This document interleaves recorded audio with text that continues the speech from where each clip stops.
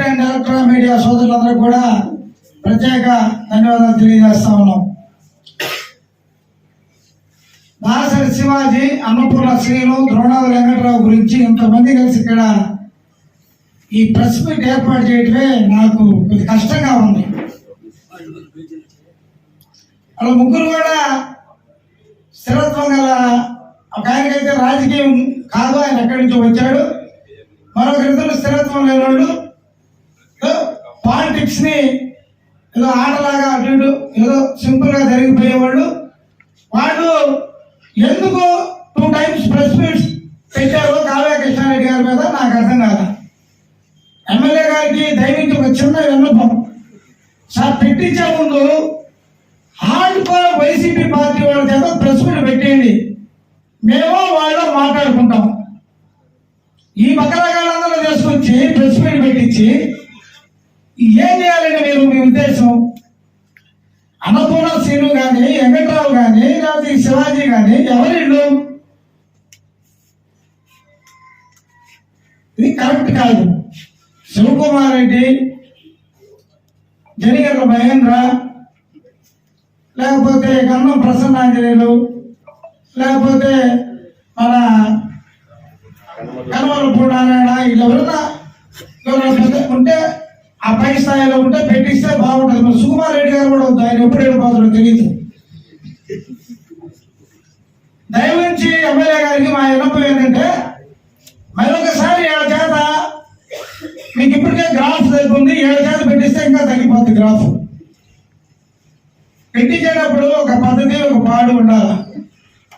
Annapurna Srinu press మీట్లో మాట్లాడతాడు అని నాకు నిన్న తెలిసింది. ప్రధాన నాకు పెద్దగా తెలియదు అతని గురించి. ఎందుకు మాట్లాడుతున్నాడో నాకు అర్థం కావట్లా. ప్రతాప్ మాట్లాడేవంట, మన కావ్యకృష్ణ ప్రతాప్ మాట్లాడేదంట. నీ యొక్క అభిమాన నటుడైనటువంటి నందమూరి తారక రామారావు గారి మనవడిని, ఒరే పప్పునాయుడు, నీకు దమ్ముంటే రారా కావాలి నా మీద పోటీ చేసి గెలువంటే నువ్వెక్కడ ఉన్నావు? ఎక్కడ ఏకవచనంతో మాట్లాడితే ఎక్కడ ఖండిస్తున్నావు? నీ ప్యాకేజ్ ఎంత? ఏ ప్యాకేజ్ కోసం నువ్వు మాట్లాడుతున్నావు? నువ్వు నందమూరి వీరాభిమానివి, ఎందుకు మాట్లాడుతున్నావు? మొదటిసారి నిన్ను క్షమించాం, రెండోసారి పార్టీని కానీ పార్టీ నాయకుడు కానీ విమర్శిస్తే ఎవరిని క్షమించే పనే లేదు. నువ్వు తెలుగుదేశం పార్టీలో పనిచేసావా? మా తమ్ముడు కృష్ణ చెప్పినట్టు అసలు అట్లతో బాలకృష్ణ వ్యాసుడు నువ్వు పనిచేసావా? నువ్వంతా చుడిగా ఉంటే నేను మలసెట్టి అసలు నిన్ను భుజాల మీద పోసి మేము కూలలో పనిచేసి నేను నాయకుడిగా చూపించాం. నువ్వంతా చూడా, టికెట్లకు డబ్బులు ఇస్తే ఆ డబ్బులకు వడ్డీ తీసుకునేవాడు, నువ్వు వడ్డీతో సహా కట్టేవాడు కాదా? మాట్లాడేటప్పుడు కొంచెం బుద్ధి జ్ఞానం ఉండాలి. కృష్ణారెడ్డి గారికి మీకు వ్యక్తిగత లావాదేవీలు ఏమైనా ఉంటే వాటిని కూర్చొని పరిష్కారం చేసుకోండి. నువ్వు బీజేపీలో వైసీపీలో కాదు, కావాలంటే సిపిఎంలో చేరు, ఎవరికి అభ్యంతరం లే. కమ్యూనిస్ట్ పార్టీ అయితే బాగా మాట్లాడచ్చు, గట్టిగా మాట్లాడదంటే హద్దు పొద్దు ఉండాలా. ప్యాకేజ్ ఇచ్చారు కదా అని చెప్పి మీ ఇష్టం వచ్చినట్టు మాట్లాడితే ఇక్కడ చూస్తూ ఎవరు ఊరుకోరు. అలా చెప్పినట్టు వెంకట్రావు ఆయన ఎక్కడైనా సక్రంగా ఉన్నాడా? వీళ్ళే 4 నెలల ముందు మేమందరం కూడా 5 నెలల ముందు సుబ్బారాయుడు టికెట్ రావాలని మేము కోరుకున్నాం. ఆయనతో పనిచేసాం. పార్టీలో ఆ వేడి కుటుంబం ఉంది కాబట్టి ఆయన టికెట్ వస్తే బాగుంటుందని కోరుకుంటే వీళ్ళందరూ కృష్ణారెడ్డి గారికి టికెట్ రావాలని కోరుకున్నాం. వీళ్ళంతా మాకు బాగా అనుకుంటాం, వరే అనుకుంటున్నాను అని చెప్పుకొని మాట్లాడి బజార్లో తిరిగిన వీళ్ళంతా. ఏమొచ్చింది మీకు? ఎక్కడ తేడా వచ్చింది? ఏ ప్యాకేజీలో ఏ డబ్బులో తేడా వచ్చింది? ఎందుకు ఈ విధంగా మాట్లాడుతున్నారో మాకు అర్థం కావట్లేదు. మీ చేత మాట్లాడించి ప్రయోజనం లేదు, మీ చేత మాట్లాడిస్తే ప్రయోజనం లేదని సందర్భంగా తెలియజేస్తా ఉన్నా. ఒకవేళ దీని మీద కానీ మరలా ప్రెస్ మీట్ మీద కానీ వస్తే ఈసారి చెప్పే పరిణామాలు ఏదైనా తీవ్రంగా ఉంటాయి. అన్న చెప్పినట్టు దాసరి శివాజీ ఎవడు? వాడెవడు? దాసరి శివాజీ వాడెవడు? వాడి ఇంటిని దిగ్బంధం చేస్తే దిగ్గులేదు. ఒక సామాజిక వర్గం అని ఎవడో ఒకడు ఒక దాన్ని పెట్టుకొని బతుకుతున్నాడని, మానవ ఆనాడు అడ్డం పెట్టుకొని బతుకుతున్నాడని పట్టించుకోకుండా వదిలేసి ఎవడో దాన్ని పెట్టుకొని బతుకుతున్నాడు, ఒక లెటర్ పెట్టి అని చెప్పి వదిలేస్తే వాడు ఒక నాయకుడు లాగా ప్రొజెక్ట్ అవుతూ 200 కుటుంబాలు చేర్చాడంటే ఈ కుటుంబంలో వదిలేడా ఆయన మీద బాడుగుంట్లో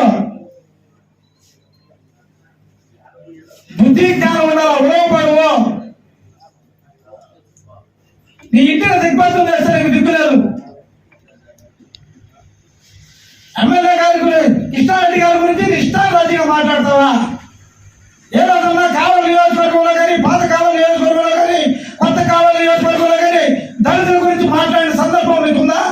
నువ్వు ఎవడో వాళ్ళు తెలియదు. మానవాలని చెప్పి 2 సంవత్సరాల కింద ఇక్కడికి వచ్చి ప్రతి ఆఫీసులో అంబేద్కర్ జయంతికి డబ్బులు వసూలు చేసుకున్న చరిత్ర ఉంది.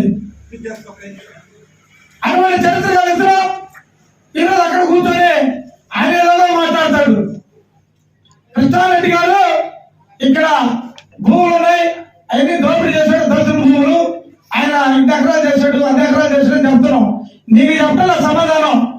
కావలి ఎమ్మెల్యేకి ధైర్యం ఉంటే రండి, మరి కాలువ కృష్ణారెడ్డి గారు వస్తారు అదే పార్టీ దగ్గరికి. ఆయన ఏ అవినీతి చేశాడో మీరు నిరూపించండి. మీ అవినీతిని మీరు ఎక్కడికి పిలిపిస్తారో, లేకపోతే మేము ఎక్కడికి పిలిపిస్తాం, మా ఎమ్మెల్యే అభ్యర్థి ఎక్కడికి పిలిపిస్తాడో అక్కడికి మీరు రండి. మీరు ఎన్ని చెరువులు, ఎన్ని పంట కాలంలో, ఎన్ని కుంటలు, ఎంత మైనింగ్ మాఫియా, ఎంత ఇసుక దోపిడీ, ఎంత లిక్కర్ దోపిడీ, ఎంత చేశారో మొత్తం పేజీలుగా పుంకాలుగా మేము నిరూపించడానికి సిద్ధంగా ఉన్నాం. నువ్వు చేసిన అవినీతి దౌర్జన్యం, ఇటువంటి అవినీతి మీద దౌర్జన్యం మీద నువ్వా మాట్లాడేదేమిటి? 3 సార్లు ఓటు వేసుకున్న కావలి ప్రజలకి చిన్న అభివృద్ధి కార్యక్రమాలు చేయకుండా రాష్ట్ర ప్రభుత్వం పెట్టిన స్కీముల్లో ప్రతి స్కీమ్ ఒక స్కామ్ ఉంటే అవి చేసినటువంటి సంక్షేమ అభివృద్ధి కనిపించిందంటే వాళ్ళకి అన్న చెప్పినట్టు అది తెలుగుదేశం పార్టీలో మంజూరైనటువంటి పోర్ట్, అది ఫిషింగ్ హార్బర్.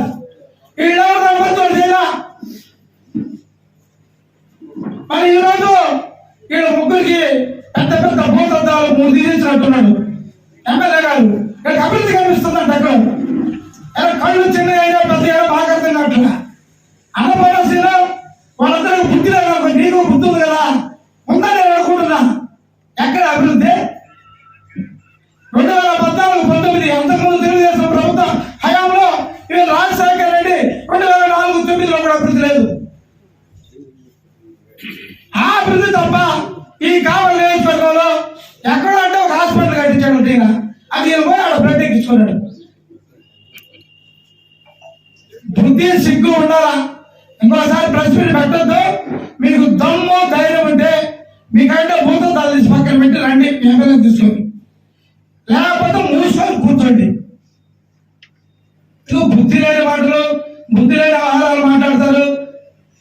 ఏమైనా అవినీతి దౌర్జన్యం చేస్తుంటే కృష్ణారెడ్డి గారి మీద గొప్పగా చెప్పండి. అదే భారీ కృష్ణారెడ్డి అంటే ఈడోడు, ఈడు ఎక్కడవాడు, ఎక్కడ ఉండేవాడు, ఈడు మాట్లాడేదండి అంటే ఇక్కడ ఎవరు మహారామాలు ఎవరు మాట్లాడేవాడు లేరు.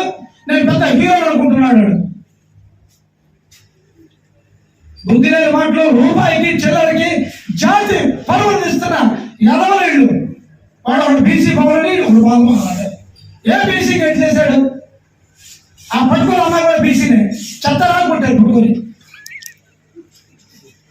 బీసీ భవనం నీకో కొద్దిగా నష్టపోయావు, దెబ్బతిరిపోయావు, సారిపోతున్న అనుకున్న సినిమా ఎందుకు సిగ్గు బాగుంటున్నాం? అందుకోలేమని హైదరాబాద్ నుంచి గల్లీ దాకా ఫోన్ చేసి అడుగుతుంటే మా సిగ్గుపోతా ఉంది. నా ఈడేదో ఈ పని చేశాడంటే నిజంగా నీ కావ్య కృష్ణారెడ్డి గారికి నీకు ఏమన్నా లావాదేవీల్లో తేడా ఉంటే నువ్వు వైసీపీ పార్టీ చేయాల్సిన అవసరం ఏముంది? డబ్బుగా కూర్చో. 1,000 కోట్లు 100 కోట్లు చూశాను, నేను చూడ డబ్బు కాదంటున్నావు. మరి ఆ పార్టీలు ఎందుకు చేద్దావు? అక్కడ చేయాలి. జగన్ పాలన ఎందుకు బాగుంది అంటున్నావు? రాజశేఖర్ పాలన బాగుందని ఎందుకు అంటున్నావు? నేను ఇంటి రామారావు వీరపల్లిని ఎందుకు చెప్పుకుంటున్నావు? సిగ్గు తెచ్చుకొని ఇంకొకసారి ప్రెస్ ముందుకు వస్తే మీకు తప్పదు.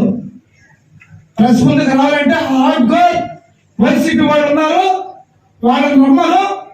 వాళ్ళకి సమాధానం మేము చెప్తాము, వాళ్ళకి సమాధానం వాళ్ళు చెప్తారు, తెలుసుకుందాం.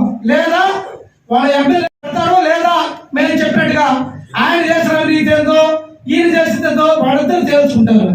బుద్ధి లేని మాటలు, సిగ్గు లేని మాటలు, మీకు ఆటలు అట్టి పండుగ మీకు సంబంధం లేదని ఈ సందర్భంగా తెలియజేస్తూ ముగిస్తాం.